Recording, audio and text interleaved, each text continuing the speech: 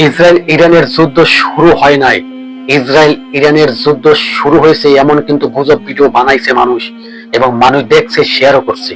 সত্যি ভিডিও দেখার জন্য, বাস্তব এবং সত্যি তথ্য পাওয়ার জন্য চ্যানেলটি সাবস্ক্রাইব করে রাখুন। মূল তথ্য আপনাদের সামনে দেওয়া হবে।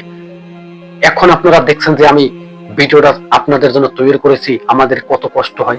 একটা সাবস্ক্রাইব করলে কি হয়? ভিডিওটা একটা সাবস্ক্রাইব করুন, আমাদের চ্যানেলে থাকুন।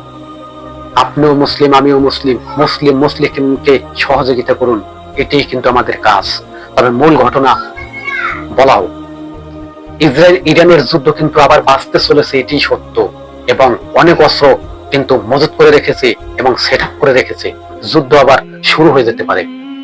ইসরায়েল ইরানের যুদ্ধ কেন শুরু হতে পারে জানেন?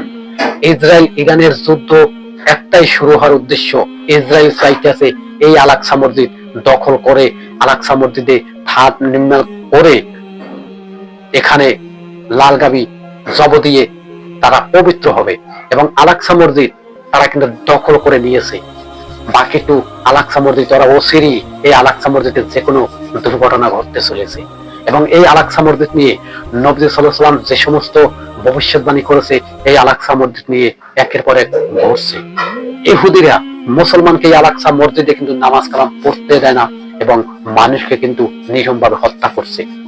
ইতিমধ্যে জানেন ফিলিস্তিনের যুদ্ধ চলে ইসরায়েলের সাথে, ইরানের যুদ্ধ চলবে ভাব ইসরায়েলের সাথে, মিশরের যুদ্ধ চলবে ইসরায়েলের সাথে। এরকমই ঘটনা ঘটবে। আর এই ইসরায়েল পুরো বিশ্বকে নিয়ন্ত্রণ করছে না? পুরো বিশ্বকে নিয়ন্ত্রণ করছে, জিম্মি করে রেখেছে ইসরায়েল। আর এখন ইরানকে ধ্বংস করার জন্য কত ষড়যন্ত্র করছে ইসরায়েল, এবং ইরানকে ওরা যে কোনো মুহূর্তে ধ্বংস করতে পারে। এবং যুদ্ধ ঘোষণা দিয়ে রাখছে, যুদ্ধ বিরতি ভঙ্গ হয়ে যাবে, ভেঙে চুরমার হয়ে যুদ্ধ শুরু হয়ে যাবে। আর এই যুদ্ধ শুরু হয়ে গেলে রক্তপাত যুদ্ধ শুরু হয়ে যাবে। একের পর এক ভবন ধসে পড়বে। কারণ ইরানের শক্তিশালী অস্ত্র সে কিন্তু বানিয়ে ফেলছে।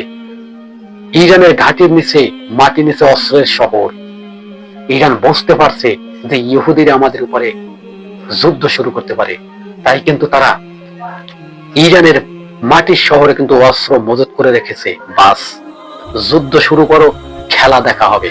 খেলা হবে মানে বিশ্বকাপ খেলা, মানে বিশ্বকাপে এক শটে গোলদের মারে গোলকি ছিঁড়ে বাইরে যায়, ওই রকমের ঘটনা কিন্তু ঘটবে।